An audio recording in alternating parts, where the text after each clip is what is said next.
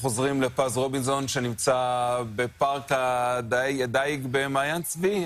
אז הבטחת לנו דגים. הנה דגים. בבקשה, הנה, אז קיבלת עכשיו בשידור חי את הדג הזה, שברגע זה יצא על ידי האבא הגיבור הזה, שלפני כן הילדות אמרו, אבא תפסנו רק ספמנונים, ותראה מה יצא עכשיו. איזה דג זה, עופר? זה דג מושט, שלום לכולם. שלום, בוקר טוב. רגע, תכף אנחנו נדבר יותר. אנחנו נמצאים בכפר הדייג. זה נמצא פארק הדייג. אבל הוא גם כפר. כפר דייגים ישראלי. כן. זהו, זה קורה ממש סמוך מאוד לחדרה באזור הזה. זיכרון יעקב. על כל דבר אתה מתקן אותי, עופר, אני לא יכול ככה לנהל שידור. שיעורי בית. חוף הים שמול זיכרון יעקב, נחל דליה שזורם, ואתם תכף תראו אותו בזרימתו עכשיו. אני שמח לארח את צוות ערוץ 13. אנחנו מקסימים בסך הכל. טוב, הכפר הזה אני כבר הייתי, פארק. אני כבר הייתי פה כמה פעמים בעבר. בגדול יש פה את השטח המדהים הזה, שילדים יכולים לבוא להתנסות בדייג, וגם לעשות פה קמפינג. אפשר לבוא, ללון פה ללילה, אחרי זה אולי להכין את הדג, להכין פה ארוחה מדהימה.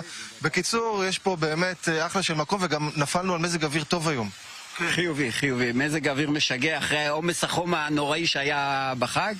אז זהו, המשפחות באות בהמוניהם. הייחוד שלנו זה נופש ובילוי משפחתי, אטרקציה תיירותית.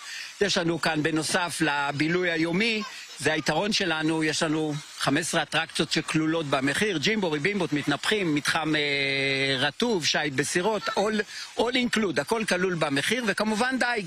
יפה. זה חוויה בלתי נשכחת לילד. ילד שתופס דג, זה חוויה נצרבת. כל החיים שלו יזכור את החוויה הזאת. תפסתי עם אבא או עם אמא דג, אין על חוויה. בגלל זה אין לי את זה. אני, דרך אגב, זוכר, אין לי, אולי גם אצלך זה היה סיפורים של אמא שלי, מהילדות שלה, שלפני ערב ליל הסדר היו לוקחים את הקרפיונים בשביל להכין גפילטע פיש, וסבתא הייתה לוקחת ומצליפה בקרפיון, באמבטיה.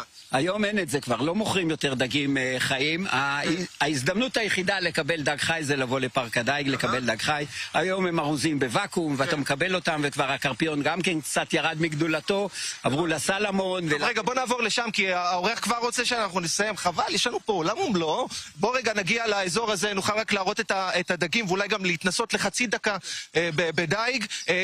זה עובד בפשטות. שזורם, נחל דליה שזורם כאן, כל השטח היפה הזה, הכל מוצלל, שולחנות, כיסאות, מותר לעשות אצלנו על האש, בזהירות כמובן, לא להפיל ילדים על גחלים.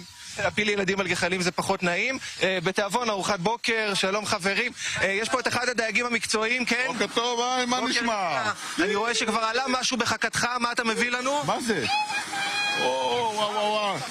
וואו, איזה גודל, זה ספמנון, תראו איזה חתיכת גודל. זה מושט. תגיד רגע, נשקת פעם דג? בוודאי. אני רוצה לראות אותך באמת עם החיבה שלך לדגים, בבקשה, רגע. אוקיי.